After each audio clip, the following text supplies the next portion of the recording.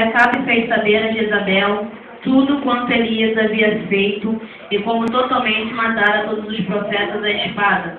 Então Jezabel mandou mensageiro a Elias a dizer-lhe: assim me façam os deuses e outro tanto, se de certo amanhã a estas horas não puser a tua vida como de um deles. O que vendo ele se levantou e para escapar com vida foi e veio a Berseba, que é de Judá, e deixou ali o seu moço. Ele se foi ao deserto, caminho de um dia, e veio, e se assentou debaixo de um zimbro, e pediu em seu ânimo a morte, e disse: já basta, ó Senhor, toma agora a minha vida, pois não sou melhor do que meus pais. E deitou-se e dormiu debaixo de um zimbro, e eis que então o anjo o tocou e lhe disse: levanta-te e come. E olhou, e eis que à sua cabeceira estava um pão cozido sobre as brasas e uma botija de água. E comeu e bebeu e tornou a deitar-se. E o anjo do Senhor tornou segunda vez e o tocou e disse: levanta-te e come, porque muito comprido será o teu caminho. Levantou-se, pois, e comeu e bebeu, e com a força daquela comida caminhou 40 dias e 40 noites até Horebe, o monte de Deus. Vamos orar ao Senhor nesta noite. Senhor Deus e Pai, na tua presença estou aqui, Senhor amado, para te agradecer por mais essa oportunidade, Senhor Jesus, de estar falando a tua palavra. Senhor amado Deus, usa-me nesta noite. Senhor amado, eu não quero falar as tuas palavras, eu não quero falar as minhas palavras, eu quero falar as tuas palavras, Deus, Senhor amado, nesta noite, ó Pai. Ó Deus, que a mensagem, ó Pai, venha fluir do coração de cada um, Deus, daqueles que ouviram, Senhor amado. No nome de Jesus, ó Pai, eu te agradeço. Amém. Pode já sentar. Eu li do versículo 1 até o versículo de número 8, para os irmãos poderem entender um pouco da história que eu irei falar nesta noite. Antes do capítulo 19, ele estava fugindo da rainha Jezabel, porque a rainha Jezabel matou todos os profetas do Senhor, né? E Elias, como tipo uma espécie de vingança, Elias também matou todos os profetas de Baal, que estavam servindo a Baal. Então, se os irmãos quiserem depois dar uma lida, está no capítulo 18. E pergunte para o seu irmão nesta noite: para chegar a Horebe, você precisa de quê? Para chegar a Horebe, você precisa de quê? Fala para ele agora. 4 elementos essenciais. 4 elementos essenciais. Vamos lá. O tema desta noite é 4 elementos essenciais para chegar em Horebe. O primeiro elemento nós podemos encontrar no versículo 5, que é daí que eu vou começar a falar da minha mensagem nesta noite. Que é do versículo 5, e o primeiro elemento é o anjo. Todos nós temos um anjo ao nosso redor, nos guardando, nos protegendo e nos guiando.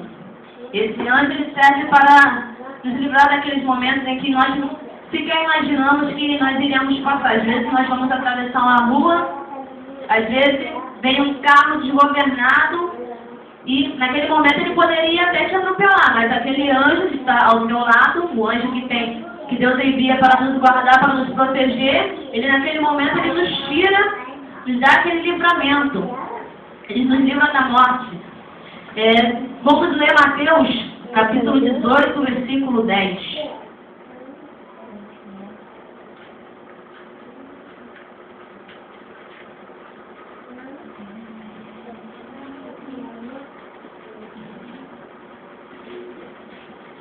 Mateus, capítulo 18, versículo 10, que diz assim: vede, não desprezeis algum destes pequeninos, porque eu vos digo que os seus anjos nos céus sempre veem a face de meu Pai que estão nos céus. Aqui neste versículo já está dizendo que para nós não desprezarmos os pequeninos, né, que os seus anjos sempre veem a face de meu Pai que estão nos céus. Então, aqui já está nos dizendo que os pequeninos, já desde pequenino já tem um anjo guardando, protegendo, né?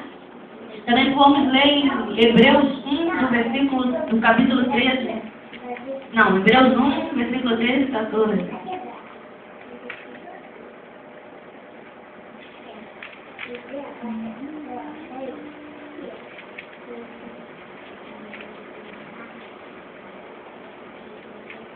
Amém?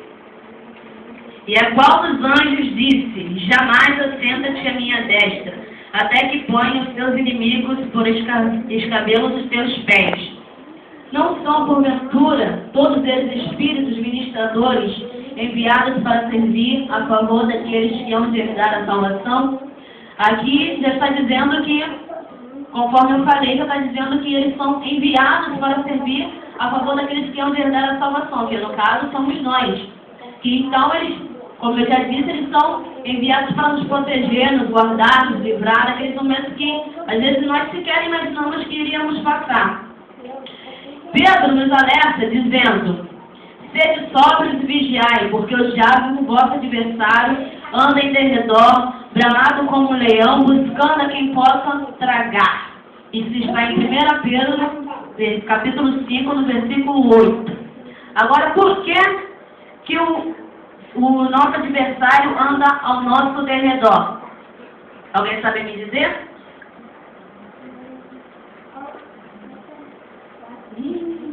Acabei de falar, irmãos. Porque sempre tem um anjo ao nosso redor, nos guardando e nos protegendo. Então, no máximo, ele pode ficar só ao nosso derredor. Não pode ficar nem ao nosso redor, porque ao nosso redor está o anjo do Senhor, o anjo ministrador, que são enviados para nos guardar e nos proteger. Vamos para agora o segundo elemento, está no versículo 6, que é o pão. O pão, quem sabe me dizer o que significa o pão? O pão é a palavra de Deus. Porque sem pão jamais chegaremos a Horebe, que é o monte de Deus. Glória a Deus. O poder e o conhecimento têm que andar juntos. Porque às vezes você vai num culto. O culto foi maravilhoso, né? O culto pegou fogo, as irmãs dançaram no poder, falou em língua, teve visão, revelação, profecia. Mas aí, chega na hora da palavra, só que na palavra. Tudo bem. Quando chega em casa, a irmã chega: fulano, aquele culto estava abençoado, estava muito bom. O irmão falou lá com o irmão, que não sei o quê. A irmã foi. E qual foi a palavra? Cadê o conhecimento da palavra? Onde que foi lido? E o que a pessoa entendeu daquela palavra? Não entendeu nada, porque só estava lá no mistério, se ligou no poder lá, no mistério de Deus, nas revelações, nas profecias, mas cadê o conhecimento da palavra de Deus? Que tinha que estar no coração, que tinha que estar penetrado naquele momento. Vamos ler 2 Pedro 3, versículo 18.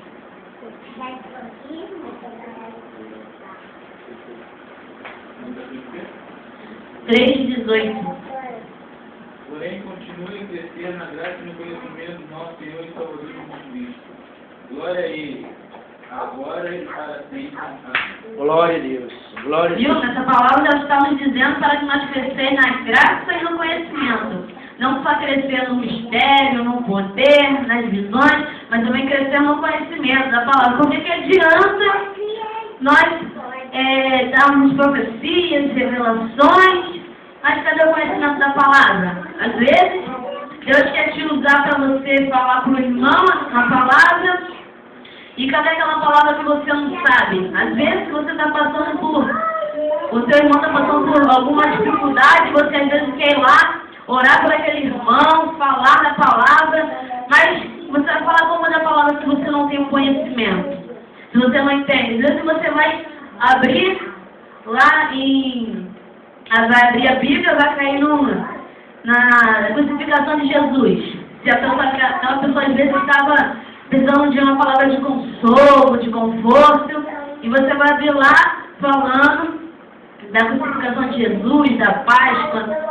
E aí, cadê a palavra? Aquela palavra que você tinha que falar para o seu irmão, tinha que estar guardada no seu coração. Você tinha que ter o conhecimento da palavra para falar para o seu irmão. Vamos agora para o terceiro elemento, que também se encontra no versículo de número 6, que é a brasa. E a brasa significa os nossos joelhos. porque sem joelhos nós não podemos ficar no poder. Nós não temos fogo, nós não temos vontade de adorar. Porque quando você ora, você vai buscar de Deus, você vai ler a palavra, você vai adquirir o conhecimento, vai adquirir o poder através da oração. E às vezes você não ora, não tem aquele poder, não tem aquela palavra, aquele entendimento. Por que os leões não comeram Daniel? Sabe por quê? Porque os animais silvestres não comem carne assada, nem carne cozida. E Daniel estava assado com as brasas de Deus, porque ele era homem de oração. Glória a Deus. Se os irmãos quiserem ler, depois está em Daniel, capítulo 6. Porque, como Daniel era um homem de oração, ele orava 3 vezes ao dia, como diz no capítulo de número 6, e até mesmo quando o rei Dário queria levantar Daniel como príncipe, se eu não me engano é príncipe, como príncipe, os adversários dele queriam derrubá-lo, não queria que ele fosse um dos príncipes, porque eles sabiam que Daniel era perfeito e não tinha nenhum defeito. Então eles queriam encontrar algum defeito para Daniel e não conseguiram encontrar. Então, eles sabendo que ele adorava a um Deus e não adorava aos outros deuses deles, conforme eles adoravam, eles então inventaram uma lei, levaram uma lei junto com os governadores, com os outros príncipes, levaram para o rei, dizendo que se eles tivessem que pedir alguma coisa, que tivessem que pedir aos deuses deles, não que tivessem que pedir a outros deuses, a outro Deus, que no caso que é o nosso Deus que Daniel buscava. Então eles sabiam que Daniel orava 3 vezes ao dia, estava ali buscando, adorando ao Senhor. Então eles sabiam disso e resolveram achar um defeito para Daniel. E levaram esse decreto para o rei, até que o rei leu, e aprovou. Então, como depois daquela lei aprovada, eles começaram a vigiar Daniel. Quando Daniel entrou no seu quarto, na sua casa para orar, eles viram Daniel orando a outro Deus. Então eles voltaram para o rei Dário e falaram: ó rei, não foi, o senhor assinou uma lei, não decretou que não tivesse que haver mudanças, que tivesse que pedir outras coisas, para pedir aos nossos deuses e não a outro Deus? Então esse rei ele queria livrar Daniel dessas acusações. Então ele foi ver com Daniel, para ver se ele estava adorando outro Deus. E ele viu Daniel prostrado adorando. Então ele decidiu jogar Daniel na cova dos leões. Jogou na cova dos leões e foi dormir. No outro dia, ele crente que Daniel já estava morto, foi lá zombar de Daniel, chamando Daniel para ver se o Deus de Daniel tinha socorrido ele.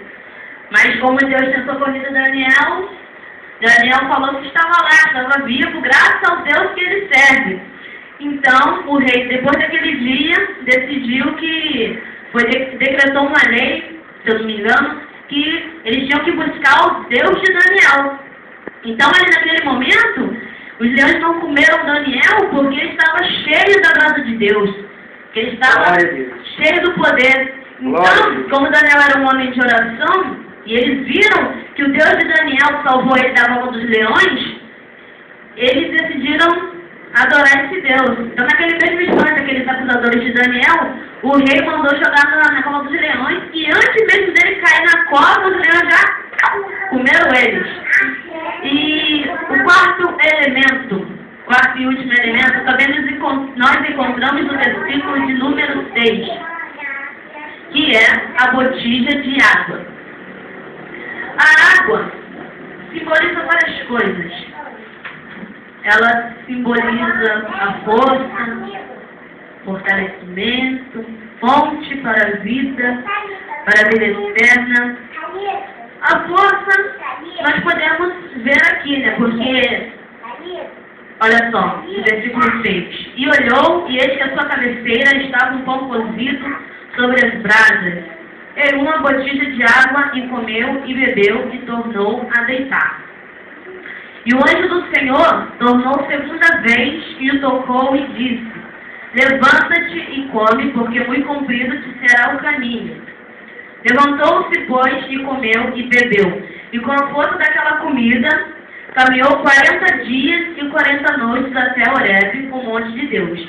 Aonde que uma pessoa, né, que não se alimenta, não bebe água, vai ter força para ganhar 40 dias e 40 noites? Nunca. Então, aí naquele momento, ele não só bebeu, mas também ele comeu. Então, a água deu força para Elias caminhar naqueles 40 dias. Não só a água, mas também como uma comida, como nos diz aqui no versículo de número 8.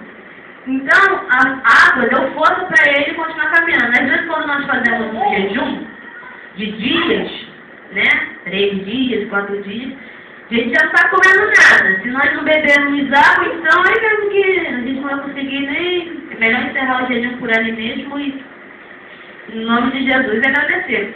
Porque se nós já não estamos comendo, já não bebermos água, e água contém nutrientes para nos alimentar, né? Às vezes que nós temos também o exemplo dos camelos que estão no deserto, lá naquele sol, às vezes não comem nada, mas só estão bebendo água e daí mesmo eles estão só sobrevivendo, se mantendo ali naquele sol. Vamos ler Isaías 44, versículo 3.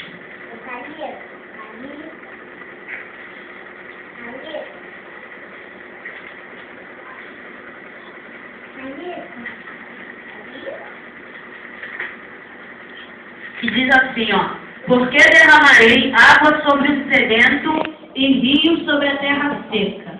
Olha aí.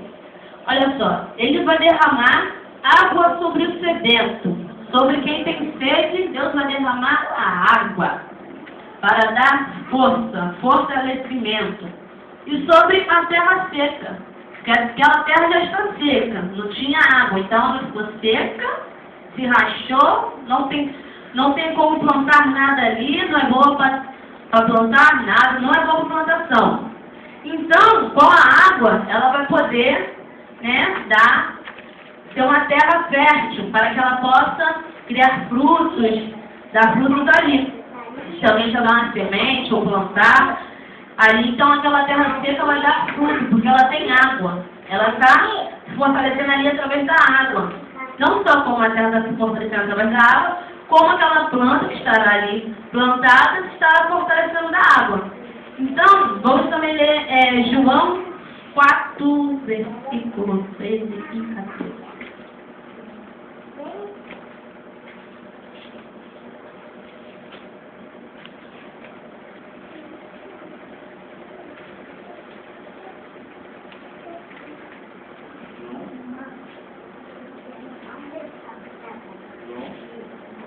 Versículo 13 e 14. Como eu disse, os camelos bebem a água e tornam a ter sede novamente, porque através daquele sol não há quem aguente. Nós mesmos, quando chegamos no sol, vamos lá beber a água. Se voltarmos para o sol de novo, vamos ter sede de novo. Então aqui nos diz assim, ó, no versículo 13: Jesus respondeu e disse-lhe: qualquer que beber esta água tornará a ter sede. Mas aquele que beber da água que eu lhe der, nunca terá sede, porque a água que eu lhe der se fará nele uma fonte de água a jorrar para a vida eterna. Foi o que aconteceu com Elias. Elias, ele não bebeu da água que nós bebemos, da água que nos faz a ter sede de novo. Ele bebeu da água que o anjo mandou ele beber, que foi a água que o Senhor mandou que o anjo desse a Elias, que a água que ia dar a vida eterna, que ia fazer jorrar para a vida eterna. Então, essa água vai nos fortalecer a cada dia mais e mais. Não é a água que nós bebemos da bica, do bebedor, da fonte, da cisterna. não é essa água que vai nos sustentar, é a água do Senhor, a água que vai nos fazer fortificar, nos fortalecer, nos fazer criar raízes nas terras, né? Ainda mais que as lutas sejam difíceis, vai ser aquela água que vai nos dar força, a água do Senhor. Sem esses elementos essenciais, você não pode chegar a Horebe, que é o monte de Deus. Assim eu encerro a minha palavra nessa noite. Eu gostaria de cantar um louvor, peço que os irmãos se coloquem de pé. Glória a Deus. Quero chamar os músicos.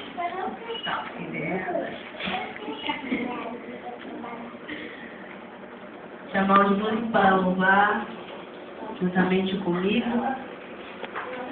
Eu não sei cantar muito, não. Não quero desse louvor, não. Mas eu vou cantar assim mesmo.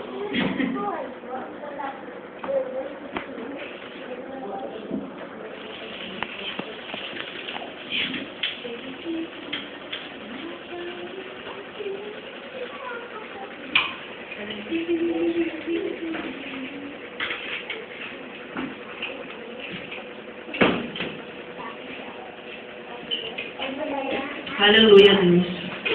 Vamos louvar o Senhor. Se tentaram matar o seu sonho, em seu coração, se lançaram você numa cova, e ferido perdeu a visão.